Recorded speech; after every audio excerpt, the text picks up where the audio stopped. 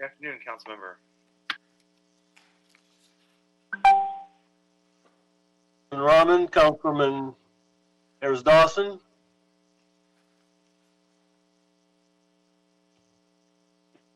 We're waiting for two more colleagues, Bloomfield and Krikorian. We're here for you, Chairman Price. Just want to note our membership in the on-time caucus. Duly noted. You're one of the charter members.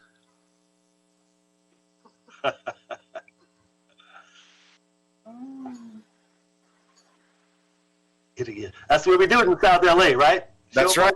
That's right.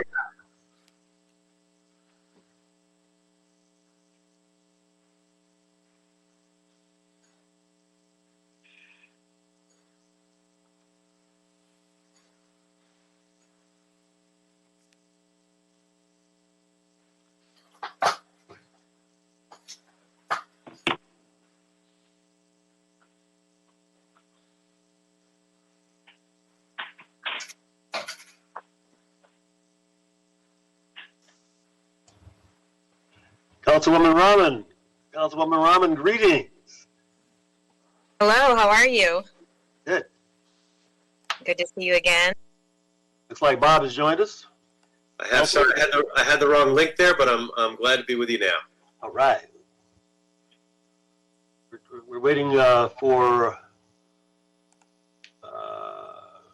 Vice Chair Krikorian. We don't want to begin without him.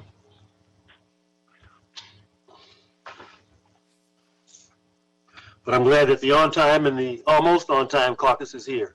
Absolutely.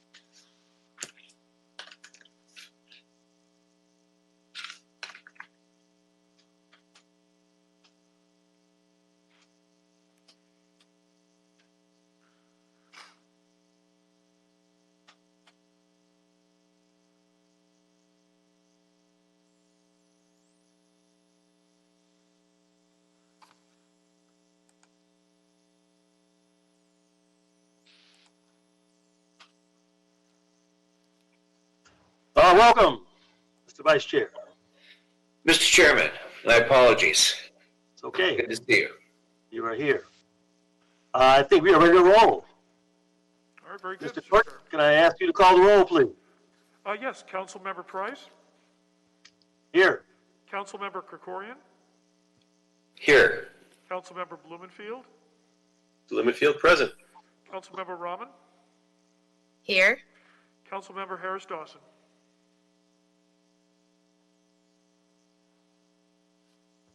Councilmember Well, Harris he's here. Can you hear us, Councilman? There. President. Okay, great. Well, it's my honor as Chair of the Economic Development and Jobs Committee to welcome everyone to our first meeting of January 2021. I'm excited to have four new members joining me to take up the mantle of job creation in this committee. It was previously the ad hoc committee chaired by our vice chair, Councilman Krikorian. But clearly economic development and jobs go hand in hand. And the work we're going to do this year is going to be especially important as we come out of one of the worst economic recessions and job losses in our nation's history because of this pandemic. I plan to have various hearings over the next several months to go over the state of the economy, looking at specific industries like restaurants and entertainment, as well as the role that government can play in our recovery. And in today's meeting, we're going to go over two very important items impacting workers in the LA area. The federal funds we received for workforce development and a motion to create $5 hazard pay for some of our frontline workers. But before we go into public comment, members, I want to offer my colleagues a chance to make any statements or say anything they choose at this time. Members? Bob, is that? Sure. Looks like a hand going up. Chairman Price, I've always loved working with you. I'm thrilled to be on a committee that you are chairing. We've had the pleasure of working together for many years, even before City Council and the Assembly, and you have always been a leader on jobs creation and economic development, and I'm just looking forward to getting in the trenches in this committee and doing what we can in this difficult time to move our economy forward so that we can help all of our workers and all of our residents. So I'm thrilled to be here and want to be supportive of all the good work that you're going to do. Thank you. Look forward to the partnership as we move forward. Mr. Chairman? Yes, Mr. Vice Chair. First of all, I wanted to thank you for your warm welcome to all of us. I had the pleasure of serving on this committee some number of years ago under your leadership, and then, as you've mentioned, have since been chairing the ad hoc committee on creation of the comprehensive jobs plan, the work of which is now done.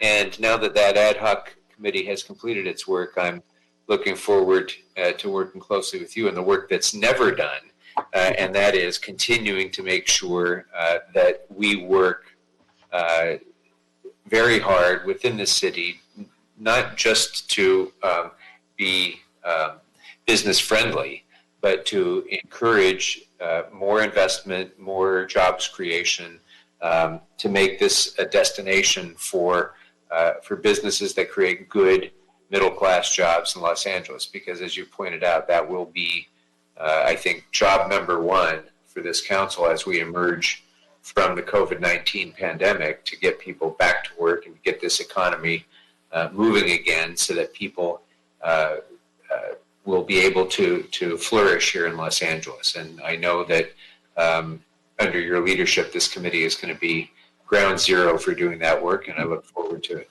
very much. So thank you for your kind welcome. Thank you, and thanks for your enthusiasm and always willingness to work. And I'm excited that you're going to be co-chairing these efforts. So thank you. Anyone else care to comment? Thank you, Mr. Chair. This is like Mr. Krikorian. This is my second go round on this train that you conduct so efficiently and so energetically. So I appreciate the opportunity to be back here. And I just want to give a special shout out to Mr. Blumenfield and Mr. Krikorian. It was a real pleasure to serve on the ad hoc jobs committee over the past couple of years. I think it was some of the most creative work that I've been able to do during my time on the council, and it's very exciting. The opportunities that were seized that I think we'll see the benefits of going forward, and so it's very exciting. And also, this is, I think, I could be wrong about this, but this is the first committee I serve on with Council Member Rahman, so I'm very, very excited about that. And very excited to see her in action up close as a committee member. But I say that jokingly, but I also say it very, very seriously, because I appreciate you're one of the people, like all of us, but you're one of the people that point out, a bit of a contradiction that we have. Our economy can be smoking, operating at record levels. And we have a situation where far too many people in the city just don't realize the benefit of that. They may work, whether they work for a company that's making money hand over fist and they're still struggling to make rent and stay housed, or they get locked out of middle-class jobs because of automation and other things that happen. And so I think being in a group where we can take all of those considerations together and move the body forward, and as President says, build back better, is an exciting proposition for me. So thank you, everybody on the committee. Thank you. Yeah, and Councilwoman Rahman? Yes, I just wanted to say thank you for those kind words, Councilmember Harris-Dawson, and I'm excited to be serving on this committee. I think this is only my second committee meeting total, and the first one was one I chaired, so I'm here for two reasons. One is, obviously, I was assigned here, and I'm really excited to be here. It's a subject that's really close to my heart, and maybe it's because I'm doing this all in my closet office, but there has been a sense of kind of a sense of newness to this job, which I think is obviously comes with the territory, but has been particularly accentuated by the fact that everything is happening digitally, and at this strange remove from the reality of what we're actually doing in some ways. But I'm really excited to be here with this group of people because one of the things I'm really trying to understand is how do we change the city? How do we move things? How do we what does good governance look like in LA? How do you make change happen? I was really excited, Councilmember Blumenfield, during our last or maybe second to last committee meeting where you were talking about the changes that you were outlined through in the food and beverage licensing process, and identifying all of those barriers and then bringing them to the council, and then how do you actually implement those changes? Like, that's the work that we need to be doing, I think, not just on that issue, but on a range of issues, is removing the barriers that prevent us from being able to open businesses, open up jobs, create jobs, all of that stuff. So I'm really excited to learn from all of you on how to get things done. And I didn't know before I joined the council. I knew, but I didn't really understand how important the work in these committees was. I just didn't quite understand it. And now I think, having seen it, I realize most of the work happens here. So I'm really excited to be taking part and shaping it, and excited to be led by Councilmember Price in this work. So thank you so much. Well, again, thank you. Thank all of you. We are in this together. And so I just appreciate the collaboration and cooperation, not only amongst colleagues, but staff and the community. Because, again, we want input, we want to make sure we're listening, and we want to make sure we are implementing the kinds of programs and policies that really do make a difference. And so with that, Mr. Clerk, would you please inform us about the public comment process? Yes, Mr. Chair. Members of the public who would like to offer public comment on the items listed on the agenda. Mr. Clerk, are you with us? Ooh, excuse me, let's try that again. Yes, I'm asking for you to give us information on the public comment. Okay. Members of the public who would like to offer public comment on the items listed on the agenda should call 1-669-254-5252 and use meeting ID number 160-177-1578, and then press the star key, or rather the pound key. Press the pound key again when prompted for participant ID. Once admitted into the meeting, press star 9 to request to speak.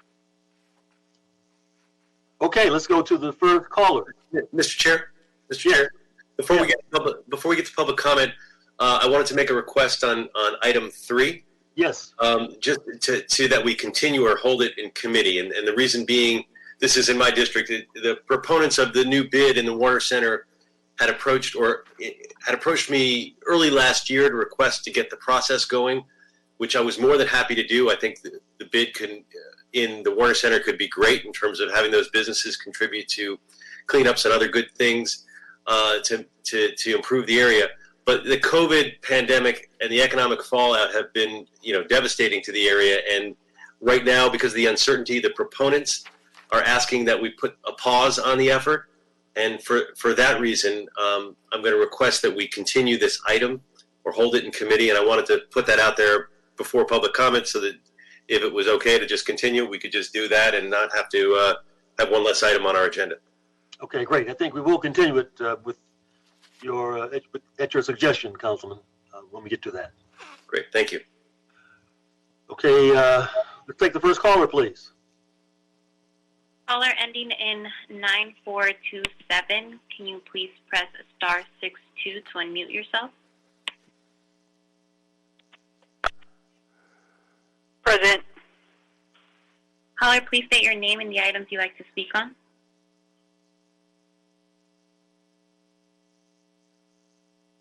Caller, are you still there?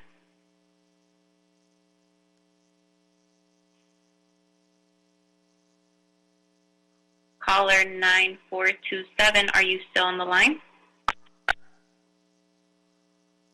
Okay, moving to the next caller. Caller 9412, can you please unmute yourself with *62?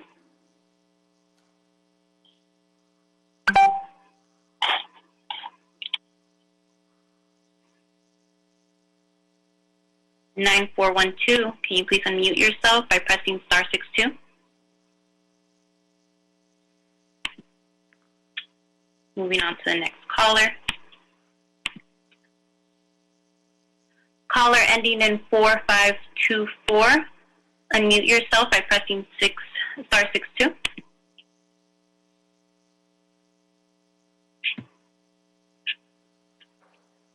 Caller ending in 4524. Caller, are you there? Yes, I am here. Can you please state your name and the items you'd like to speak on? Sure. My name is Amardeep Gill. I'd like to speak on agenda item 2016-02. Okay, you have 1 minute. You can start. Oh, okay. Okay, thank you. Good afternoon, Chair Kern Price and committee members. My name is Amardeep Gill, and I'm the director of the Grocery and Retail Project at the LA Alliance for a New Economy. I am speaking on behalf of Lane to express our strong support for agenda item 2016-09, the proposed urgency order for the $5 hazard pay for frontline grocery and drug retail workers in Los Angeles City. As you all know, grocery and drug retail workers have become the unsung heroes of this pandemic and have been risking their lives and been on the front lines for months, providing a lifeline for our communities. Many grocery and drug retail workers have become the primary earners in their households as families struggle under the combined weight of COVID-19 and widespread employment. The vast majority of the workers in this industry are women from BIPOC communities, and a good portion of the overall workforce is composed of parents. As you all know, families of color have not been able to shelter in place throughout the pandemic because they were more likely to hold essential jobs and thus face an increased exposure to COVID-19. As we see COVID-19 cases soar... Time? Thank you. Oh, sorry. Thank you. Caller ending in 1983, please unmute yourself by pressing *62. Caller, Hi.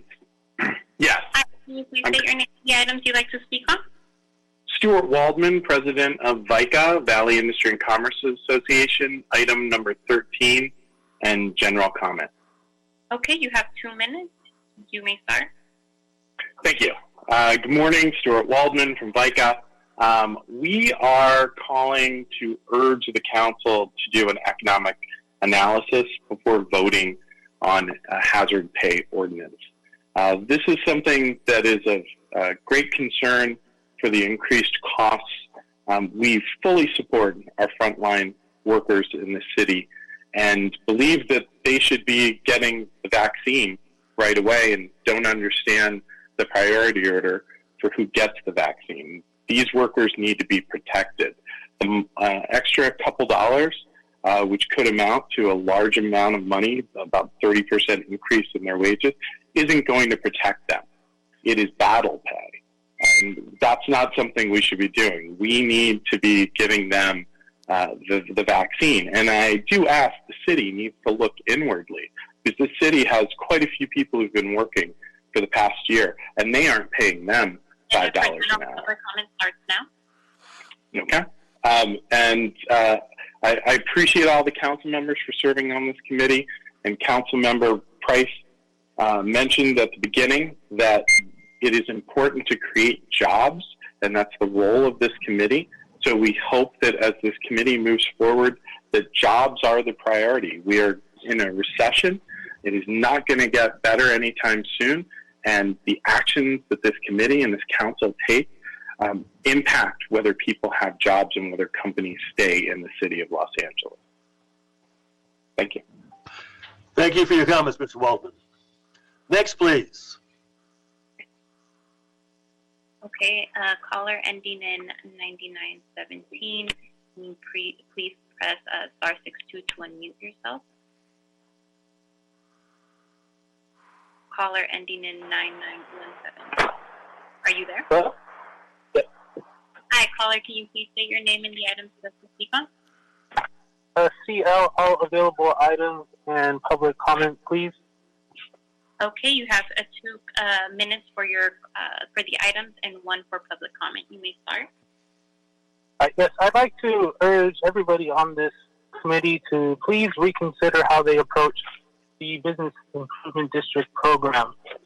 As a working class Latinx person, the Business Improvement Districts that choose to use the money to collect on bid patrols are quite exclusionary to the point of being racist. I am often in these areas walking my dogs, being just, a normal person by myself, and am constantly accosted by these bid patrols, telling me to move along, treating me very disrespectfully just because I'm not a white guy wearing Gucci loafers or something. I don't know what they're looking for, but clearly I'm not it just as a regular person in the city walking dogs and just being a person. In general, the way that power and influence is concentrated through these business improvement districts through business owners is, again, exclusionary to the point of being racist, considering the priorities that they often develop, the messaging that they choose to promote, and like I said, the dollars that they spend on things like bid patrols that are excessive, quite frankly. My experiences have not been positive at all, and it's tough to have to think about which neighborhoods I hang out in the city based on bid patrols. You would think that I'd be nervous about gangs, but I'm not. I'm really not. I walk the street 2 a.m. with my dogs in all corners of this city because my work takes me around, and I am never, ever scared of an unhoused person or a gang member, but I am quite scared of the police or bid patrols because they are they use their power with impunity. So I would strongly urge you to quite frankly end bid patrols or drastically reimagine how they're conducted. Please start your minute for public comment. Thank you. For public comment, well, honestly, sometimes I like to address council members directly, but all of you have been just so utterly disappointing. Current Price, you never explain why you recuse yourself. I don't know how you can be a job leader if you have to recuse yourself from everything. Marquise Harris Dawson, I don't know how you can be a jobs leader when you just look to the LAPD for guidance and won't post anything without their approval and will quickly delete anything that's out of line to them. I don't understand how we can trust you on that. Bob Blumenfeld, just a quick advice. You were mixing metaphors earlier. You shouldn't call this space ground zero. That implies like a nuclear explosion. I think you meant the ground floor. So just a little bit of advice for you on your wording there. Paul Krikorian, as much as you're known as the budget person in LA, the LAPD budget is out of control. And so I don't look... Thank you. Okay, caller ending in 1556. Press star 6 to unmute yourself. Caller ending in 1556. Are you Hello? Yeah. Hi, can you please state your name and the items you'd like to speak on? My name is Kayla Curting, and I am speaking on item number 13. Okay, you have a minute for your item. You can start.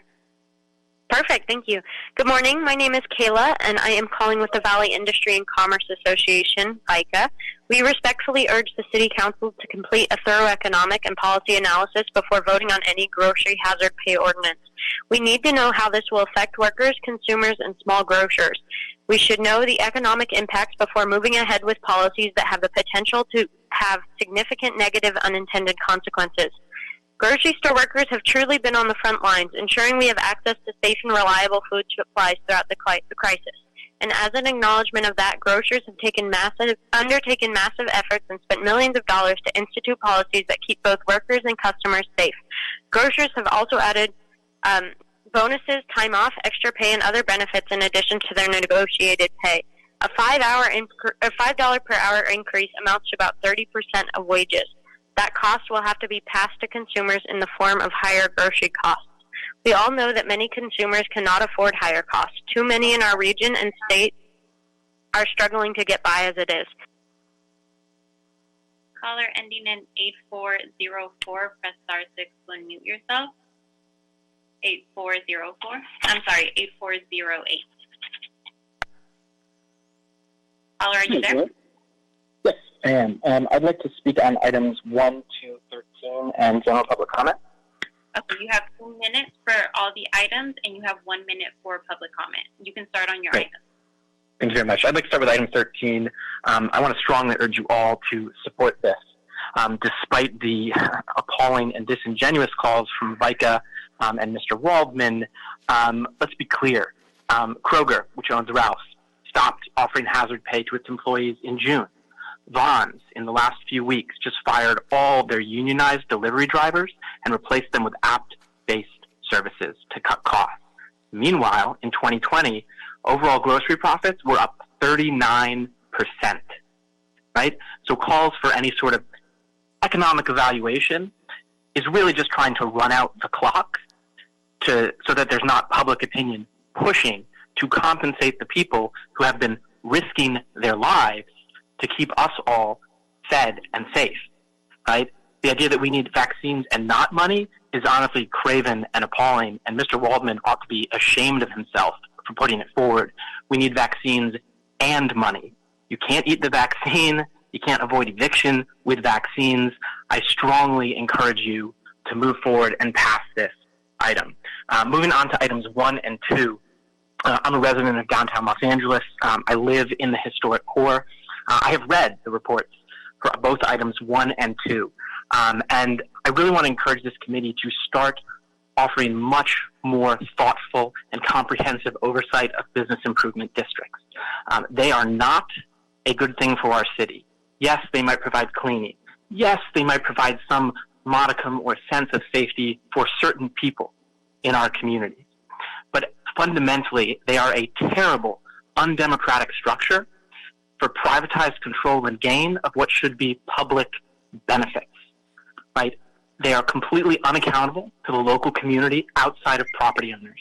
There's no mention in any of these reports of the number of times that they call LAPD for trespassing or other small quality of life infractions. I encourage you all to read a wonderful report from Berkeley Law School in 2018 that outlines the actions that BIDS have taken across Los Angeles and the state, forcing displacement and engaging in anti-homeless advocacy. The city council just approved a bid in Chinatown after the man championing it was found to have been joking with an LAPD officer about murdering our unhoused neighbors through electrocution. That happened, and it was still approved. The model needs to be changed. You need to stop approving them and start getting rid of them and thinking of an actual way of providing cleanliness and unarmed public safety that is actually accountable and controllable by communities and not simply by property owners. Because business improvement districts are a fundamentally flawed way of going about that really, while there are some small benefits that people can point to, like they are just the absolute wrong thing for our city. Thank you. Caller ending in 4232. Press star 6 to unmute yourself. Hi. Yes. Can you hear me? Can you say your name and the items you'd like to speak on? Yes, this is Jacqueline Silver speaking on item 13 on behalf of the Los Angeles Area Chamber of Commerce. Okay, I'm calling. Thank you. Expressing our concern with this motion with item 13 on the agenda because, our member grocers, large business community, and local stakeholders, we all sort of believe that we can protect and support essential grocery workers without increasing costs during this pandemic-induced economic recession. We do believe that more time is needed to assess the negative consequences, and we should do an economic analysis. We certainly recognize the sacrifice of these employees that work on the front lines. There has been, billions of dollars investments in equipment, enhanced safety protocols, extra pay and bonuses, and additional health benefits. But we do believe this motion and ordinance would drive up grocery costs for families, puts more financial strain on struggling grocery stores and their employees at the worst time. This additional $5 an hour increase would significantly increase the cost of food and groceries for Los Angeles families. Caller ending in 7491, press star 6 to unmute yourself. Good afternoon. My name is Rachel Torres. I'm the Deputy Political and Civil Rights Director for UFCW Local 770. Indeed, actually, an economic study has already been performed on hazard pay. On item 13. Okay, you have a minute starting now. Thank you. So actually, an economic study has already been done. The Brookings Institute conducted a nationwide study on the high profit margin and infection rates for national companies for hazard pay in October 2020. This is the right policy for this unprecedented moment. In December and January alone, over 2,900 UFCW members have become infected with COVID-19.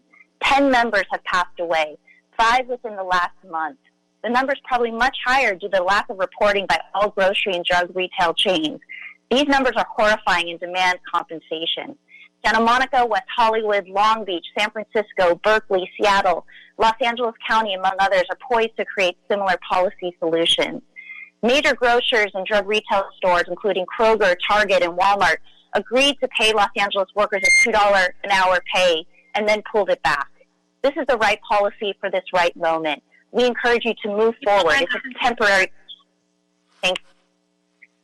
Caller ending in 0899, press star 6 to unmute yourself. Hi. Hi, yes, I'd like. Name and Hi. to speak on. Yeah, my name is Stacy Dawson Stearns. I'd like to speak on item 13 in general public comment, please. Okay, so a minute for the item and a minute for general public comment. You may start now. Great. So, yeah, you realize, I just hope that all the council members realize that anyone who is calling in opposing this is getting paid right now. They're naming who they're with, and and they're getting compensated. Those of us who volunteer our time to try to get one moment, 1 ounce, 1 tiny inch of assistance from our city government during this time are calling in to say, for God's sake, this is a no-brainer. Compensate our grocery workers. There is no argument against this. I think that the CEOs of the grocery stores can take a cut so that the people who are risking their lives and their families' lives to keep people fed can get compensated with hazard pay. It's disgusting that people are actually calling in against this. I'd like to move on to talk about the other items. This is general public comment, and I want to speak about bids. Business improvement districts are part of the unbelievably opaque and heinous infrastructure of systemic racism that keeps people down in this city. An earlier caller mentioned this feeling of being unsafe. You know you're inside of a bid. Bid presidents are usually the same people who are the CEOs of the developers who build things, and then they become business improvement district presidents, and then they just basically do whatever they want. They commandeer funds, they hire private security forces, and they basically scour and sweep unhoused people. They intimidate people in the neighborhood, and they turn it into their little cleansing program. Every single city council meeting that deals with bids, we hear about this, and yet our city council members just kind of keep going along with it because we know why. We know why. You love developers. I'm really happy to see Council Member Rahman on this committee now. I'm hoping that she's going to bring her platforms and her ideologies into the space and try to transform the mentality of some of our other members. Caller ending in 0541, please press star 6 to unmute yourself. Rob Notoff, Policy Director with the Los Angeles County Federation of Labor, and I'd like to speak on item 13 and general public comment. Okay, you have a minute for your item and a minute for general public comment. You may start now. Thank you so much. Good afternoon, Chair Price and members of the committee. The LA County Fed is strongly supportive of enacting hero pay for frontline grocery workers. As the entity that represents over 800,000 hardworking women and men across Los Angeles County, we hear firsthand accounts of the struggles that working families are facing as a result of this pandemic, and particularly stories of those from the grocery industry. Since day one of the pandemic, grocery workers have served as essential workers for the public, putting their own personal livelihood and that of their families at risk in order to ensure that the public is able to purchase life-saving essential groceries. To underscore the sacrifice that grocery workers have made, there have been outbreaks across multiple grocery outlets throughout the region, which have taxed the employment benefits of grocery workers, put their families in harm's way, and sadly taken the lives of some grocery employees, as my sister Rachel Torres highlighted. Meanwhile, large grocery chains have made record profits during this pandemic. Frontline grocery workers are heroes. They've made record profits for large grocers while disproportionately dealing with the... No public comment? Thank you so much. Use my public comment to close out my comments here. But again, frontline grocery workers are heroes. They've made record profits for large grocers while disproportionately dealing with the negative consequences of the pandemic, some even paying with their own life. The least we can do is honor them with pay that shows beyond words that they are, in fact, heroes. So let's honor them by passing item 13. Thank you so much. Thank you.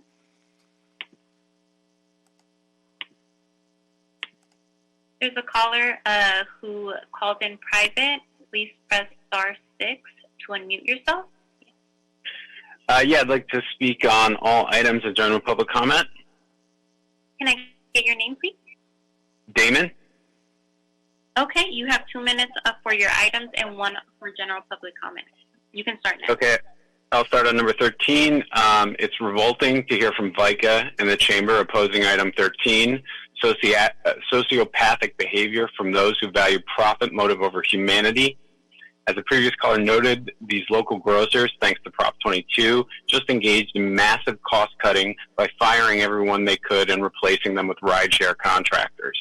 Their calls for a study are transparent in their attempts to delay having to pay workers who risk their lives every day for what they absolutely deserve. I urge you to ignore the voices of the greedy and for once side with frontline workers who have risked so much.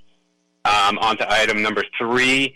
As a Woodland Hills stakeholder, the last thing we need in Woodland Hills is another entity like a business improvement district for Bob Blumenfeld to be beholden to. We already have the Warner Center and the Chamber of Commerce, who he serves and pays no attention to the renters in his district. The last thing we need is a bid for him to be sucking up to also. And on to general public comment, this whole agenda is full of bids. And as the other callers have already said, these bids are a plague on the city of Los Angeles. They're corruptly run. They enact racist policy. They fight any kind of transparency whatsoever. We have too much public-private partnership bullshit as is. We don't need any more of it. It's a disaster, and it only helps those who already have more than enough. Thank you. I yield my time. Thank you. Okay, caller ending in 3696. Press *6 to unmute yourself. Again, caller ending in 3696. Press *6 to unmute yourself.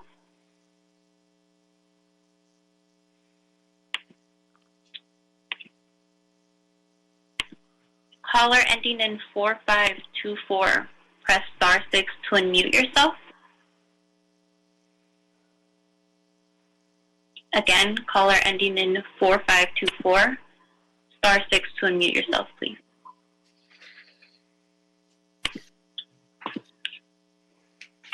Okay. Caller ending in 9081. Please press *6 to unmute yourself. Again, caller ending in 9081. Hello. Can you hear me? Yes, caller. Can you please state your name and the items you'd like to speak on? My name is Adol Serafine Zacharias, and I would like to speak on item 13. Okay, you have a minute. You may start. Hello, my name is Adol Serafine Zacharias, and I work at Pavilions in Sherman Oaks. I am a proud member of UFCW Local 770, and in November of last year, I tested positive for COVID-19. It was one of the scariest experiences of my life because after I tested positive, I brought the virus home to my family, and we all tested positive. And as we recovered, it was brought to my attention that another coworker of mine also tested positive around the same time. Unfortunately, no safety protocols were taken by my employer, Pavilions, to keep safe my other remaining coworkers that were left behind working. As I face this risk daily to not only help my family in these difficult times, but also help my community move forward. Unfortunately, many of my coworkers have a similar story like myself, and we are left in a worse financial situation than we were before. Pavilions have seen its sales and profits surge, especially during the holiday season, that brought large numbers of people into our stores without any regulations. Many of my coworkers have been leaving the store to quarantine due to COVID-19 exposure or positive diagnosis. Okay, caller ending in 3696, press star 6 to unmute yourself. Caller ending in 3696, press star 6 to unmute yourself. Caller ending in 8919, press star 6 to unmute yourself. Caller ending in 8919, press star 6 to unmute yourself.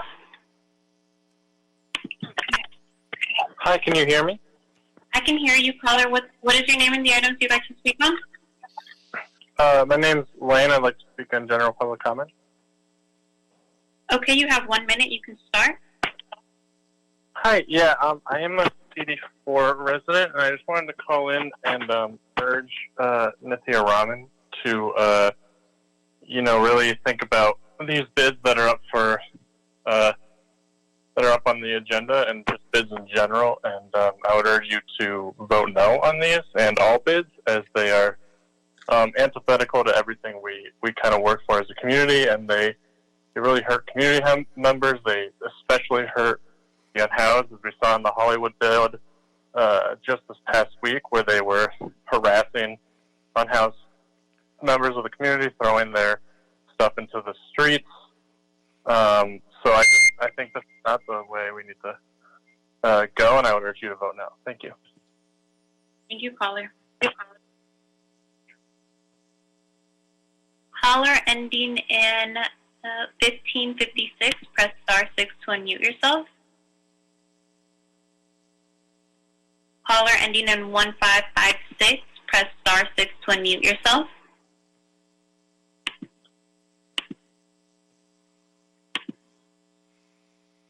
Caller ending in 7495, press star 6 to unmute yourself.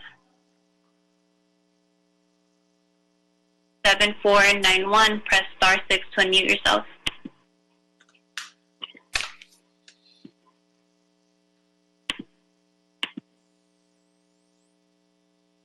Caller ending in 1983, press star 6 to unmute yourself.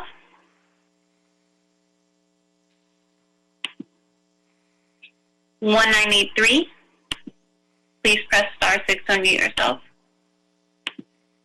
Okay, moving on. Caller ending in 6557, please press star 6 to unmute yourself. I'd like to speak on item 7 in general comment. Okay, what is your name? My name's Tommy. I'm a member of... I have how long? You have 1 minute for your item and 1 minute for general public comment. You could start now. Yeah, okay. I'm a member of Street Watch LA. I just, as you're considering all these bids, know that many times the intention of, an incredible amount of money that goes into this bid is to essentially privatize public space and facilitate, the removal of unhoused people or the suppression of unhoused people for the benefit of business owners. I witnessed a situation just this week where the Hollywood Media District bid, the outreach director, right, the co-director of the outreach director walked into a camp and claimed that everything not intense was trash and started kicking things out into the street. And when I confronted her, walking into someone's home and claiming that it's trash, she threatened me. She threatened me. Caller, please start your public comment. So just know that this is one of, like, they spend like $500,000 a year doing this. I think that y'all could take some action. Maybe ban these, outreach, like these patrolmen, right? They're basically private cops that work for businesses that try to privatize public space, that are basically a violent arm of gentrification. And we have stories from all over the city and all these different bids. Just know that when you vote yes, as you inevitably will on all of these bid approvals, you are approving violence against unhoused people in the form of bid patrol officers. You should be ashamed of yourself for that. Okay, caller ending in 3696. Please press *6 to unmute yourself.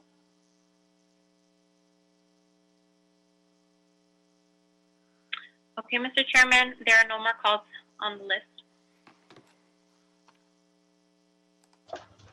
Okay, I want to thank those who called in with comments, pro, con, and otherwise. All comments make a difference, and we appreciate your input in that process. So we'll close the public comment at this time. Colleagues, I'd like to recommend that we continue item 3 as Councilman Blumenfeld requested, and we take items 1, 2, 4, 5, 6, 7, 8, 9, 10, and 11 on consent. Are there any objections? Seeing none, that will be the order. Sorry, yeah, could I just make a comment here? Is that possible? Yes, it is possible, please. I just wanted to say, in response to a lot of the callers who are talking about bids, on today's list of issues that the council files that we identified, these are reports from various bids, right? And there's no real action that we're taking beyond noting these reports coming in. I just want to acknowledge the callers' real concerns around some of the negative interactions between bid police and people experiencing homelessness. This is something that I've seen in my own work in my neighborhood. And I just wanted this committee and anyone who's listening in to know that those are concerns that I take very seriously.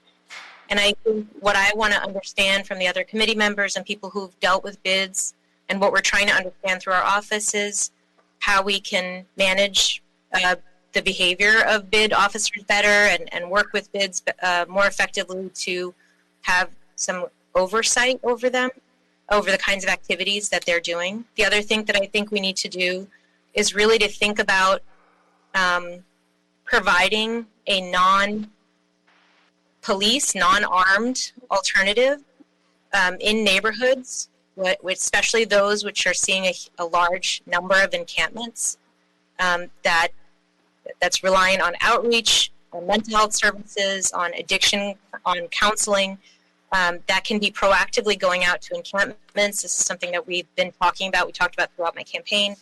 And I think we have to be thinking about ways to invest in that. I know we're talking about that in the context of a real fiscal crisis in the city, but I think that this is a time for us, particularly given the context of last year and the massive protests and the call for racial justice, not just in Los Angeles, but across the country, that this is something that I know that, that I take very seriously. I know that many of you are talking about and acting on, and something that I want to reassure the callers that is not being forgotten in thinking around this.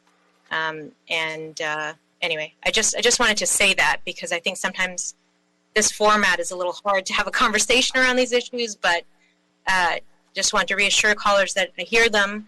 There is no yes/no vote on a formation of a bid today since we're continuing that one motion.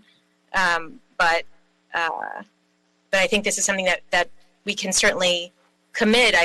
I personally can commit to looking at as we move forward and as we interact more with the bids that are across the city. Thank you. Thank you for the opportunity to speak. Correct. Thank you. Councilman Marquis Dawson. Thank you, Mr. Chairman. I wanted to thank the callers that called in, albeit to level criticism. I do want to acknowledge the role of private security, not just to people who are houseless. You can get on the wrong side of private security just on the strength of being black or being in the wrong place at the wrong time. That certainly happened to me. Look, bids are a particular thing, and I think it's right to point attention to that. But I also think you have to look at private security writ large. And we have a situation in this city now where people can hire private security to do things that the law enforcement of the government is not allowed to do. And so I think it's something that we need to take a hard look at, and I just want to thank everybody for shining a light on it. Thank you, Councilman Dawson. Let me just reemphasize, their bids play a unique role, certainly in our business communities. Some are better than others. It's certainly up to us to help to monitor along with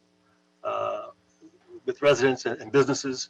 Our action today is approving kind of a for promo approval of the bid, but we still need to make sure that there's proper oversight and that we are aware of what's occurring and that those actions are not acting adverse to the community. So again, I appreciate the comments made by the public, those that expressed concerns about the bids. Really respect the concerns raised by my colleagues, and I just want to assure everyone that we are not abdicating our oversight and control over these organizations. We are working with them, and we want to make sure they're working for the benefit of our community.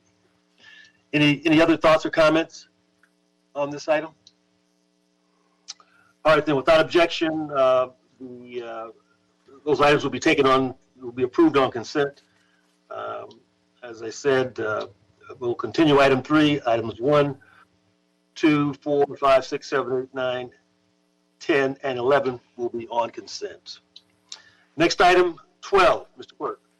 Item 12, CAO and Workforce Development Board report relative to modifications of the program year 2020-21 Workforce Development Board annual plan to reflect carryovers and savings from program year 2019-20. Okay, we're joined by representatives from EWDD and the CAO. Can you please provide the committee with a brief overview of your report and some of the highlights and changes from the annual plan? And then we'll take some comments from colleagues.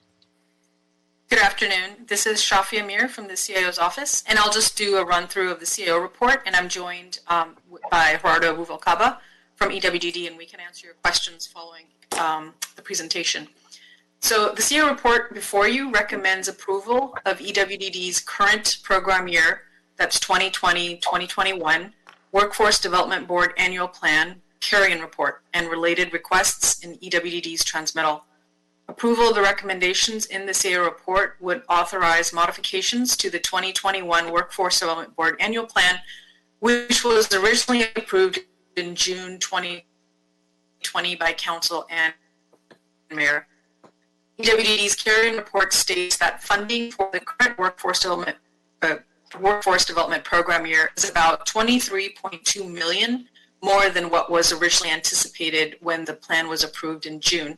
The net increase is due to new or increased grants and City General Fund approved for workforce development services, and those increases are summarized in the table on page 4 of the CAO report. The CAO recommendations authorize EWDD to expend general fund funding for the day labor centers, Cash for College, Hire LA, Summer Youth Employment Program, and LA Rise, which is the LA Regional Initiative for Social Enterprise, left over from program year 2019-20, and expend them in the current year for those programs. In line with the trend of the last several years, EWDD states that its current year overhead administrative costs for their main federal formula grant, the Workforce Innovation and Opportunity Act grant, also known as WIOA, will exceed the maximum allowed by the grantor, which is no more than 10% of the grant. The overhead costs include employee salaries, non-labor expenses, and related costs, which are city employee benefits and support services from other city departments. In order to conform to the grant administrative cap, EWDD will reduce its reimbursements from the WIOA grant to the city for related costs. This would reduce reimbursements to the general fund from approximately $4.2 million in the current year adopted budget to $3.3 million, which is about $900,000 reduction. Therefore, approval of the recommendations in this year report would decrease revenue to the general fund in approximately that amount, the $900,000. EWDD's administrative costs have exceeded the WIOA grant cap since at least program year 2015-2016. Our office will work with EWDD to identify potential general fund savings in the department's budget at the end of the current fiscal year to mitigate the impact of the reduced revenue. And that concludes my remarks. We can take questions if you have them. Can you just go over some of the programs that are receiving additional funding this cycle, please? Sure. And actually, I will also ask Gerardo, he's here to answer any specific questions. Basically, the net increase in the carrying report for the current year budget is due to three grants from WIOA that came in: 2020 Airline Layoffs Dislocated Workers Grant, 2020 LAX Additional Assistance, and the COVID-19 Disaster Recovery Dislocated Workers, also WIOA.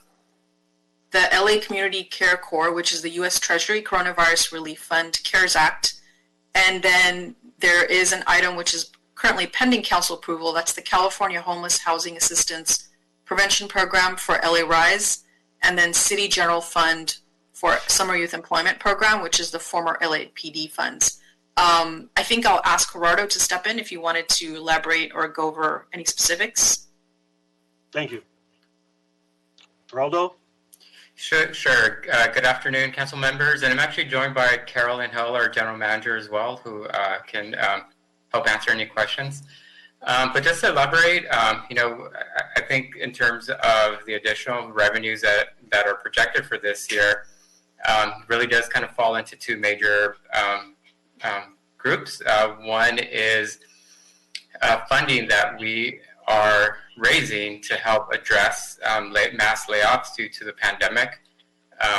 One of the major employers or employer groups in the city of LA that has been impacted has been LAX, where close to 20,000 employees have been laid off or furloughed since the start of the pandemic. So we have been working closely with our partners at the State Employment Development Department to help secure additional funding through both state resources as well as the U.S. Department of Labor. Now, there is a pending application that has not been yet approved, and we're still hoping and working with the state to secure those funds. So that is about $10 million.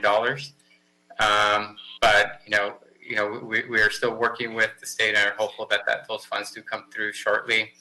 Another major area of funding has been again worked through Budget and Finance Committee, which did provide an additional $10 million for our LA Summer Youth Employment Program.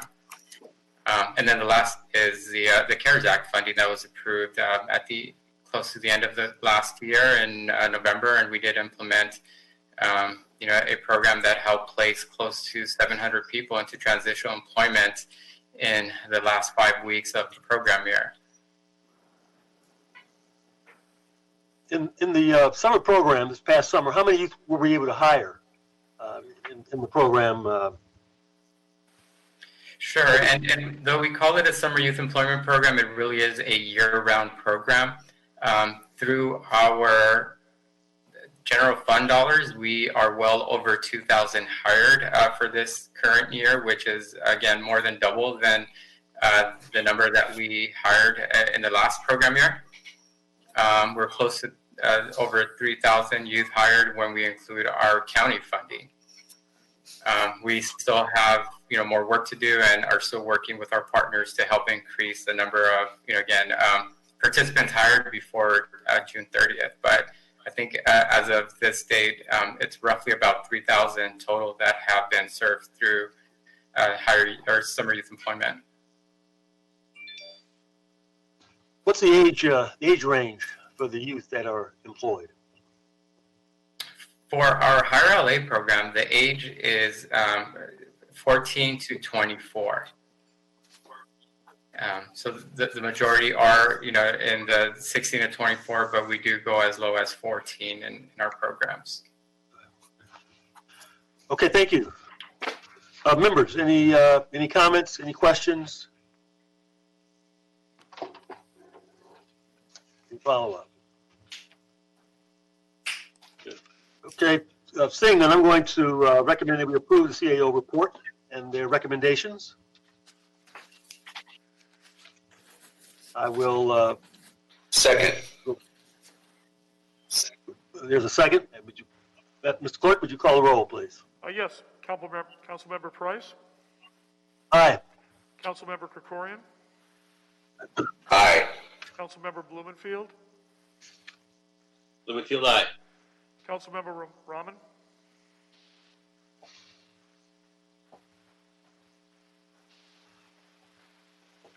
Councilmember Hires-Dawson? Yes. Once again, back to Councilmember Rahman.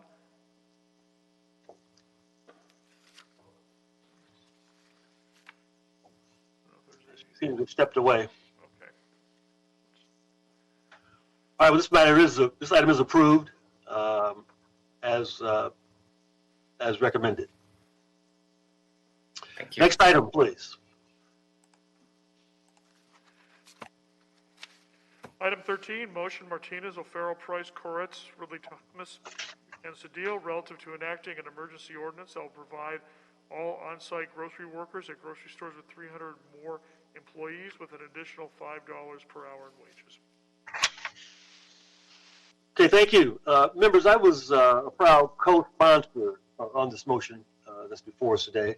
Our grocery and drug retail workers have been on the front line since the beginning of this pandemic, providing Angelenos with the essential items they need while putting themselves at risk. And we've heard that over and over from many of the comments that have been made. For almost a year now, we've demanded so much without justly compensating these employees for all their sacrifice and danger that they have to face to keep our families nourished and healthy during the worst public health crisis of our time. These workers deserve to receive premium pay on top of their hourly wage. Putting them in this position as COVID-19 cases and deaths continue to surge without any type of hazard pay is not only morally wrong, but disrespectful for all of their efforts. Some companies, like Trader Joe's, have provided a form of premium pay to their workers throughout this pandemic, and we commend them for that. And while it would be ideal if more companies followed in their footsteps, the reality is that it's just not happening, which is why we've seen a number of cities up and down the state take up this issue recently. Now it's time for Los Angeles, which has been a progressive leader in workers' rights, to do right by these employees and honor their hard work. And while, yes, it's a temporary solution, I believe it's the right thing to do, and it will positively impact the lives of thousands of workers and their families. The $5 hazard pay on top of their hourly base wage shows these frontline workers, many of whom are people of color, that we recognize the elevated risk that they take every time they go to work, and we're taking bold steps towards ensuring fairness and economic justice for them. I know the city attorney needs some clarifications on drafting this ordinance, and let me just kind of go through some of the issues and questions, and then we questions for the city attorney, and then we'll take some questions from members. But let me ask the city attorney first, what other jurisdictions have taken up hazard pay? What other local jurisdictions have done so? Good afternoon, Council Chair and Council members, committee members. Danya Minasian, appearing on behalf of the City Attorney's Office. What I am aware of in terms of other jurisdictions is that Long Beach has recently, as of last Tuesday, passed a emergency ordinance for $4 per hour hazard pay that they are calling premium pay. And The other cities that are considering this but have not actually drafted actual ordinances yet, but are in the process, is the County of Los Angeles, the City of Berkeley, the City of Santa Monica, the County of San Mateo, the City of San Jose. There are some minor cities that I might just not be remembering the names of up north. And I do know that Seattle yesterday passed a similar hero pay, hazard pay for their grocery workers as well. Have any of these laws received any legal challenges? And do we feel confident in moving forward on our own policy for this pay? So yes, there was a challenge last week to the Long Beach ordinance by the California Grocers Association that is set for a hearing on the preliminary injunction on February 19th. We do feel comfortable with, once we get additional instructions and have some clarity on the scope of the ordinance, moving forward with the ordinance. Have the majority of other cities used 120 days as the sunset period, or more time, or less time? Or where are we with that? As far as I am seeing, based on the motions that have been presented, I am seeing 120 days as the standard sunset provision in most of these ordinances. Okay. So to clarify, this would be $5 premium pay on top of the base rate. So as long as the company is paying an additional $5 in total, they'd be in compliance. Is that correct? That's what I understand the motion to state. I also understand, like, for example, if Trader Joe's is already giving a $2 an hour thank you pay, or whatever they want to call it, that it would be $3 for them. So it's a total of $5 an hour hazard pay in addition to their base rate. That's how I understand to read the motion. And these employees already receive some protections from COVID worker protection, from the COVID protection worker protection ordinance that the council passed back in April, correct? That's correct. Those relate to the working conditions and scheduling issues and things like that that would help protect their status as employees in grocery stores and retail pharmacy locations as well. Okay, great. All right, colleagues, any questions for City Attorney on this matter? I had a question, which is, yeah, I was curious about the classification of stores with over 300 employees, the kind of the box around which this ordinance is being crafted. Do you know what percentage of grocery workers this would affect in Los Angeles, or do you have a sense of that? I'm sorry, Council Member Rahman, I do not have that information. That's not something I have looked up or I'm privy to. Okay. And I was also curious about what is the timeline for the implementation of something like this? Like, because of this being the most urgent moment of the pandemic, and because, I have seen that sometimes processes take a long time winding their way through the city. Is there a way to, what is a timeline? And if the timeline is long, is there a way to move this more urgently, basically to be able to address people's very immediate needs? Yes, so we do recognize that time is of the essence, and this is the time because of the increase in the number of COVID cases and other reasons that would attribute to this being considered as an emergency ordinance. If this committee moves forward and council instructs us to draft this with an emergency clause, then that shortens the time for the effective date of the ordinance, and our office will work very quickly to draft the ordinance and give you all enough time to look it over and have it considered fairly quickly. Councilor, according to a document that I've read, about 25,000 workers would be impacted with this ordinance if we move forward with it. Great, thank you. Mr. Blumenfeld. Thank you, and Mr. Price, thank you for bringing this forward.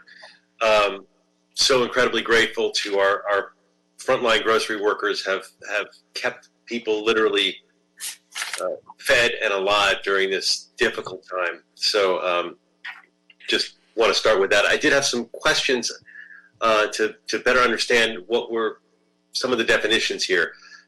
The definition of a covered employee at a grocery store, does that include places like that sell food like Target or Walmart or CVS? How are they dealt with? So, Councilmember Blumenfield, that's an excellent question. Those are the types of policy issues that need to be decided here in committee or recommended through the council motion that is later adopted by full council. So that is something you need to discuss and decide and provide, basis for selecting the definitions that you decide. But those are all policy considerations that need to be made by the council. Okay, and is that in this forum here, in this committee, we're going to be making some of those decisions, or when we send this forward to you, then how is that? Where does that work process-wise to decide that? I believe there may be some recommendations made for amending the motion, and those are all discussions that will be, I think, led by Committee Chair Price. Okay, because so that certainly, I don't see why we wouldn't include some of these other big stores. I think it makes what's good for the goose good for the gander, so to speak. And then the employees that are covered, is it clear we're talking about hourly employees? What about salaried employees? Is there any sort of, is that laid out in this? So those are exactly, I would give you the exact same answer. I believe committee chair will discuss some of the potential additions to the motion that would help clarify those issues, and you all would need to discuss that and decide what you want to move forward as part of the motion, where we would get the instruction to draft the ordinance. I do have some proposed language, members, that I will present, and hopefully we'll be able to clarify our instructions to the city attorney at that time. So maybe I should wait for that, because I have a number of questions of just how I don't understand how it's all. Sure. Let me read the proposed motion now to give members some idea where we're going with this, and it may help clarify or sharpen any questions or concerns you have as we move forward with instructions to the city attorney.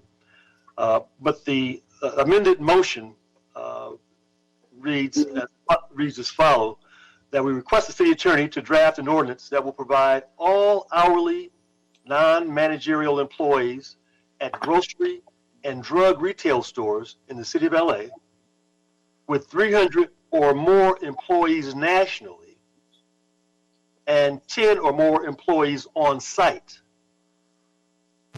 with a total of $5 per hour premium hazard pay, in addition to their base wage for the next 120 days.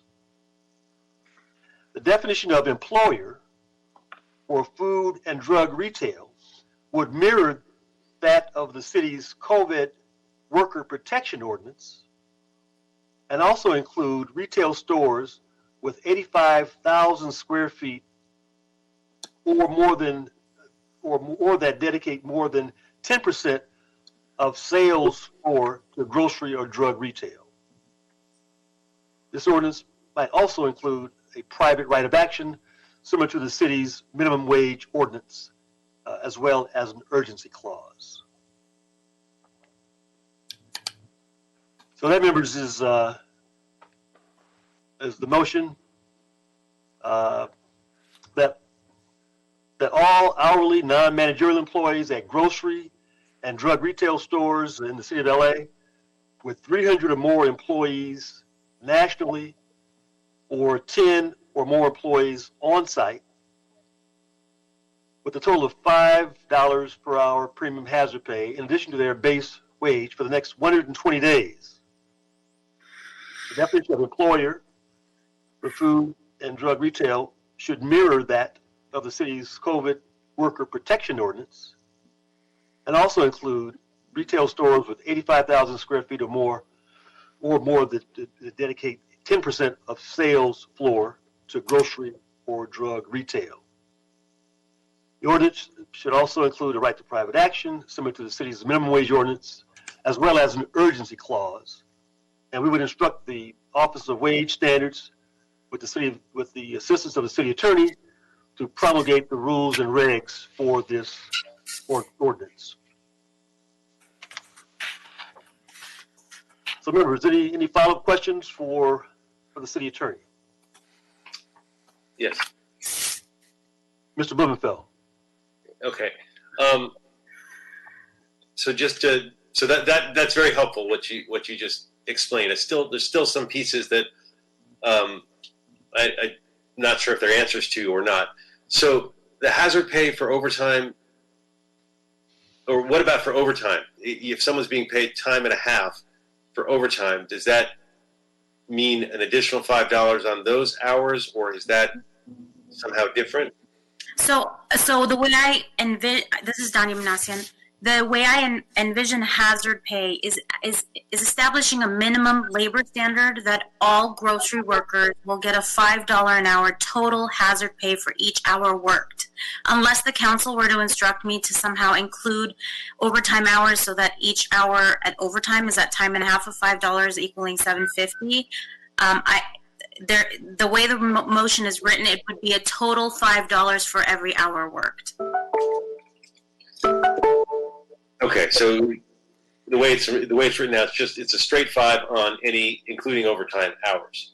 That's how I read it, and that's the way it's establishing a minimum labor standard for grocery workers for the next 120 days, so that they're able to get that baseline of $5 plus their base pay. And the $5, how are we just picking that number, or how are we justifying? Why not $7? Why not $10? Or why is Long Beach 4? Is there what's the backup for the number?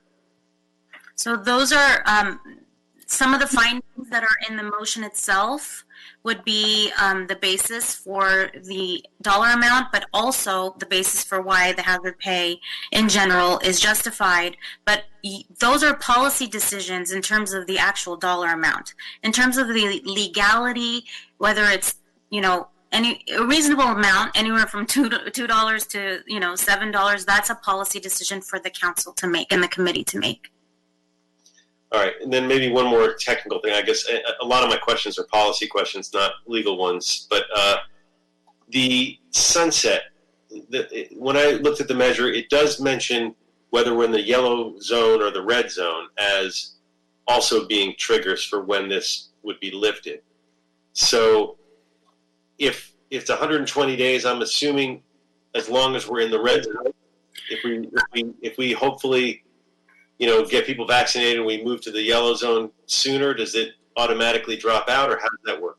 So the way other jurisdictions have drafted the 120-day sunset clause is that it's just 120 days. So my understanding is by this amendment that the committee chair is proposing, that actually replaces what's in the motion in terms of the sunset clause, because it's more of a date certain.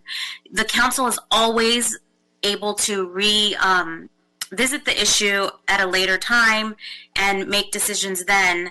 But the way I'm understanding the amendment as proposed by the committee chair is that it's a flat 120 days. Okay.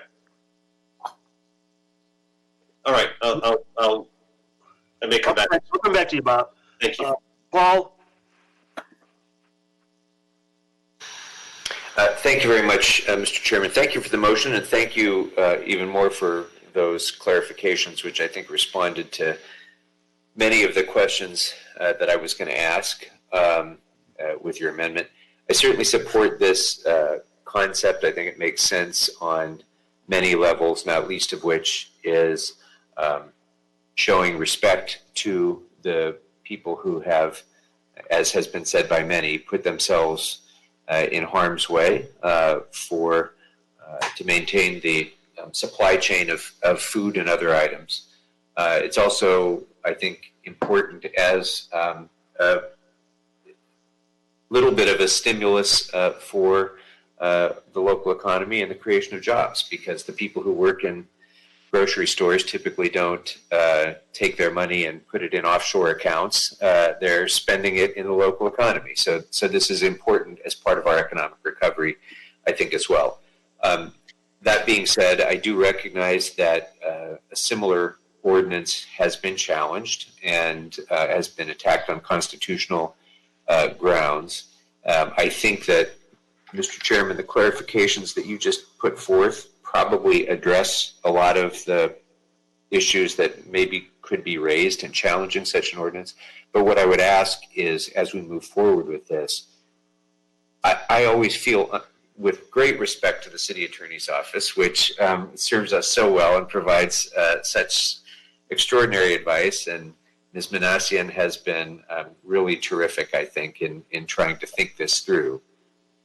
Just as a matter of the role of the council compared to the city attorney's office, it's our job to make policy decisions, not the city attorney's office.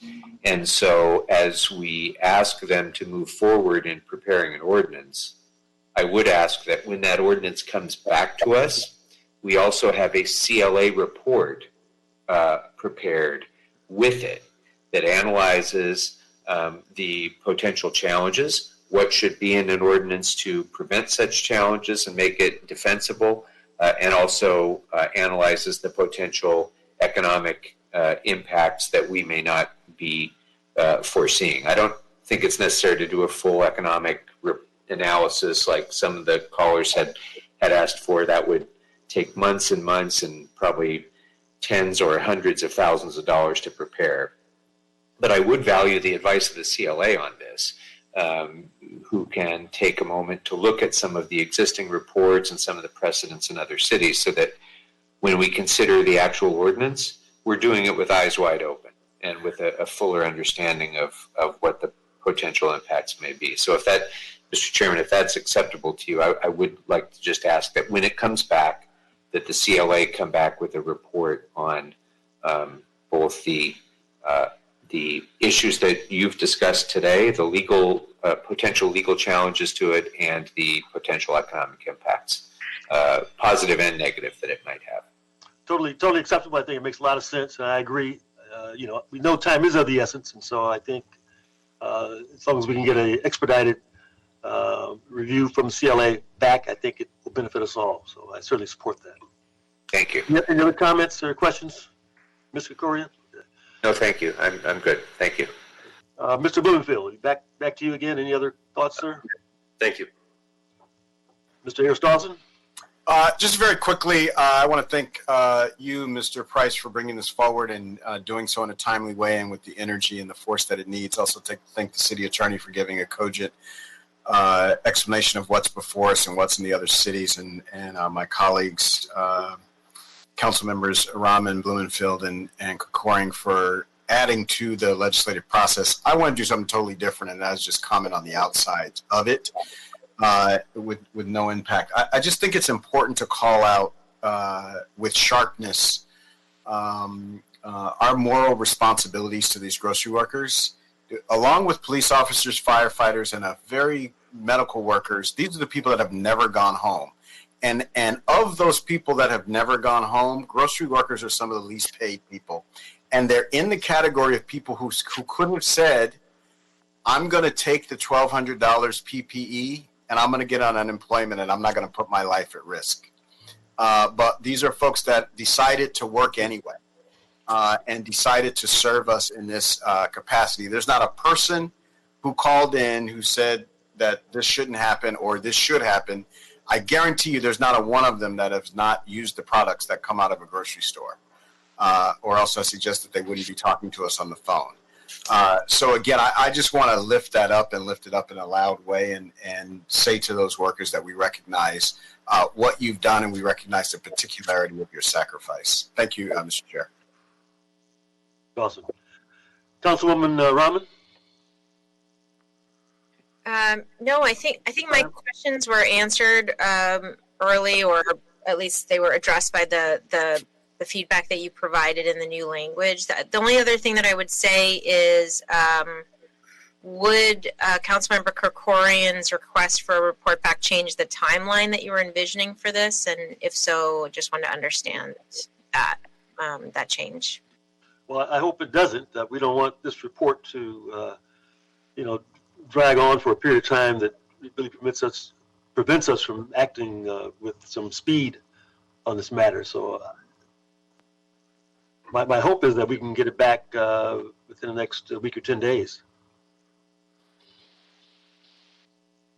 Okay. Great, thank you. Any other comments, members? Appreciate your thoughts, your questions. Let me just reread the motion again one more time.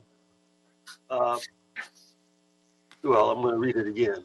And Council Chair, I'm sorry, one second. I just want to clarify because Councilmember Blumenfeld brings up a good point in that there is a little bit of an inconsistency in terms of the sunset date. So can you just also mention if the 120 days is meant to replace the color coding system that was in the original motion? Yes. Okay, thank you. Yes. Okay, I think everyone has a copy of the amended motion. No. You don't? Okay. But I'll listen. Well, you'll be getting it. Let me read it one more time then. We request the city attorney to draft an ordinance that will provide all hourly, non-managerial employees at grocery and drug retail stores in the city of LA with 300 or more employees nationally and 10 or more employees on site with a total of $5 per hour premium hazard pay in addition to their base wage for the next 120 days. The definition of employer for food and drug retail should mirror that of the city's COVID worker protection ordinance and also include retail stores with 85,000 square feet or more that dedicate 10% of sales floor to grocery or drug retail. This ordinance should also include a private right of action similar to the city's minimum wage ordinance, as well as an urgency clause. And we will also instruct the Office of Wage Standards with the assistance of the city attorney to promulgate rules and regs for this ordinance. And we will also ask the CLA to report back on this motion.